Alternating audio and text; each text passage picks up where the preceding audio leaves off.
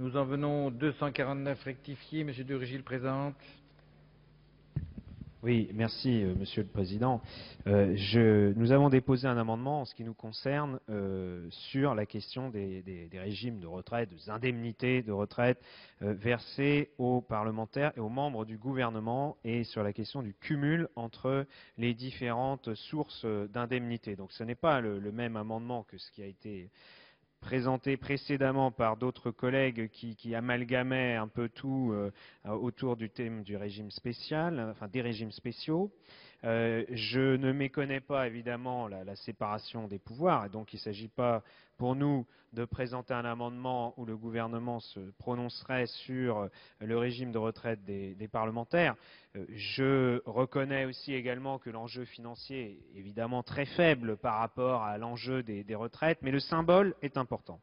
Les Français ont été extrêmement choqués par ce qu'ils ont appris, parce que pendant longtemps on leur avait caché, sur les pratiques actuelles en vogue au gouvernement depuis 2007, selon laquelle un certain nombre de ministres cumulaient leur indemnité de ministre, fortement revalorisée, rappelons-le, dans la législature précédente, si j'ai bonne mémoire, aux alentours de 10 000 € minimum par mois pour un secrétaire d'État, et avec une retraite de parlementaire, de député ou de sénateur, alors même que la loi a été modifiée et qu'elle permet maintenant à un ministre qui a été élu en début de législature, député ou sénateur, de revenir siéger à l'Assemblée ou au Sénat si jamais il venait à quitter le gouvernement. Donc on voit à quel point certains s'étaient octroyés, avaient en quelque sorte été dans les mailles du filet et avaient profité des failles de la législation.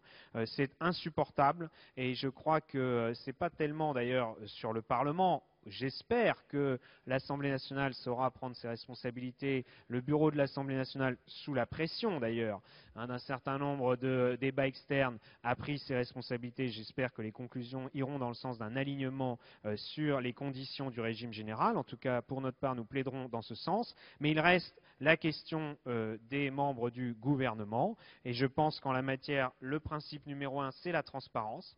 On voit bien qu'elle n'existe pas spontanément. Le principe numéro 2, c'est qu'il y ait des nouvelles règles. Et le plus simple, c'est bien évidemment d'aligner sur les conditions du régime général et par ailleurs d'interdire tout cumul, d'interdire par la loi tout cumul d'indemnités de ministre avec une retraite venant d'un autre mandat. Et c'est pareil pour d'autres mandats d'élus également locaux.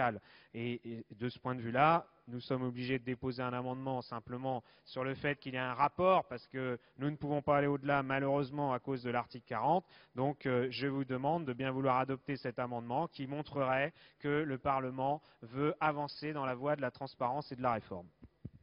Merci, monsieur le rapporteur. Oui, Monsieur le Président, bon, il y a quelques instants, donc j'ai parlé du problème concernant les retraites des parlementaires. Dans le cas particulier, dans un premier temps, notre collègue député a parlé de certaines us et coutumes qui n'existent plus, et en fait il y a une régularisation de certains versements occultes qui se faisaient. Et ça a été fait dans la plus grande clarté, et si j'ai même bonne mémoire, c'est Lionel Jospin qui en son temps a mis de l'ordre à ce niveau-là.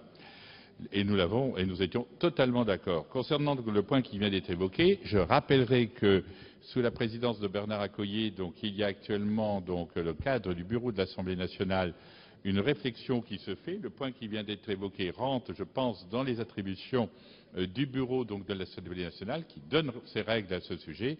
Donc pour moi, attendons les conclusions du bureau de l'Assemblée nationale. Comme je l'ai dit tout à l'heure, on est pour l'exemplarité, on n'a rien à cacher à ce propos, donc je donne un avis défavorable. Merci, monsieur Péruchou a demandé la parole.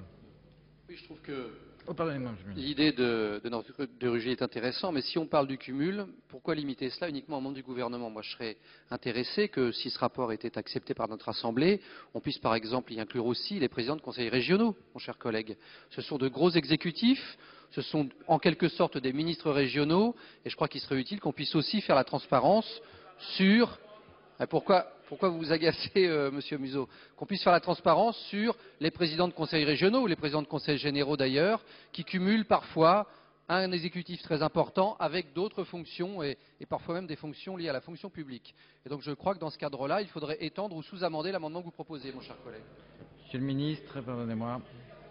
Un sujet, Monsieur le Président, que j'ai mis immédiatement sur la table dès le mois de mai ou d'avril. C'est un sujet évidemment important. En ce qui concerne les membres du gouvernement, le Premier ministre a demandé que les membres du gouvernement qui étaient d'anciens parlementaires ne cotisent plus à la caisse de retraite des parlementaires, comme c'était traditionnel depuis bien longtemps, et uniquement à l'IRCANTEC dont ils relèvent. Et en ce qui concerne, ils se mettent évidemment en règle avec cette demande du Premier ministre. Et puis deuxième point, en ce qui concerne les parlementaires eux-mêmes, ça relève du bureau de l'Assemblée, de vos règles de fonctionnement. Moi je pense aussi qu'il faut évoluer dans ce domaine-là, je l'ai dit à plusieurs reprises, aux parlementaires de s'en saisir et de modifier leur régime de retraite.